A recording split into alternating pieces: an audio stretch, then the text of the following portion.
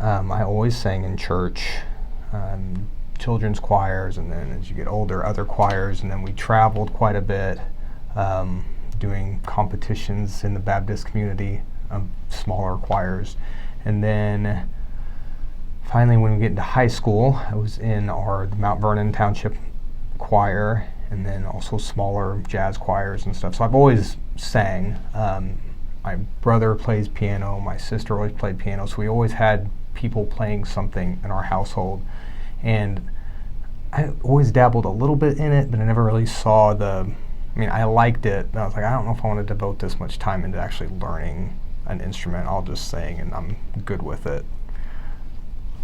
And I started playing violin during grade school, and I played through junior high, high school, and then when I graduated from high school, my instrument was on loan from the school, so I had to give it back whenever I graduated, and I went years without having anything at the house to play.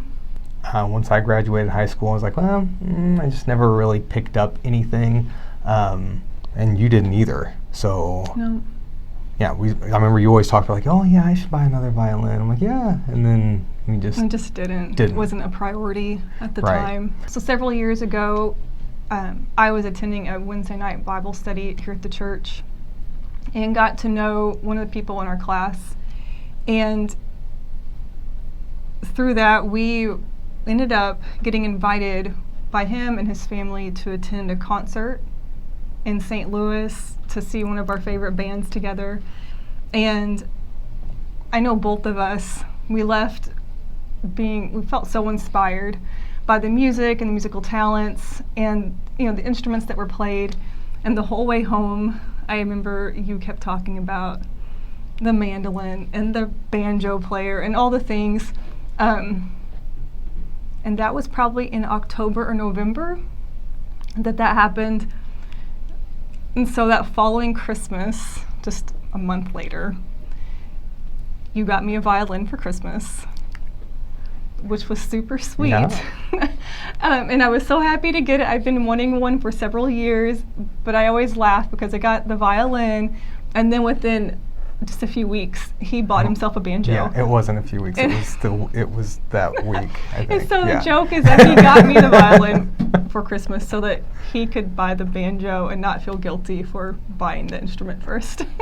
Yeah. And so then we both I picked back up the violin, and he started teaching himself to play the banjo. And it was really hard. And I'm like, I am going to figure this out. Like, I am in my mid-30s, and I believe I have musical talents. Not like, I feel like I've got talents, and I need to figure out how to use them.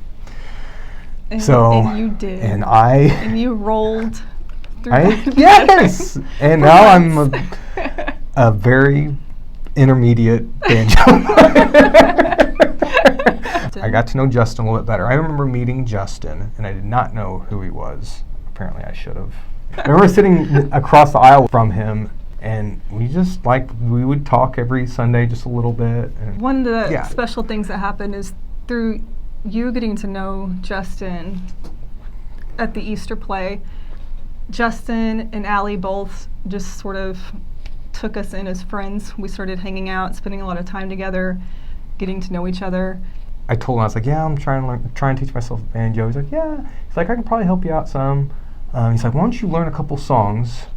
He's like, and I'll just you can just play with us. I'm like, okay, yeah, that's fine. I'm like, I can sing a little too. And he's like, okay, well, let's just start with this first. I was like, that's fair. Like, I'm like, I'm not trying to self-promote. I'm just saying I can do things. Like, I'm not, so.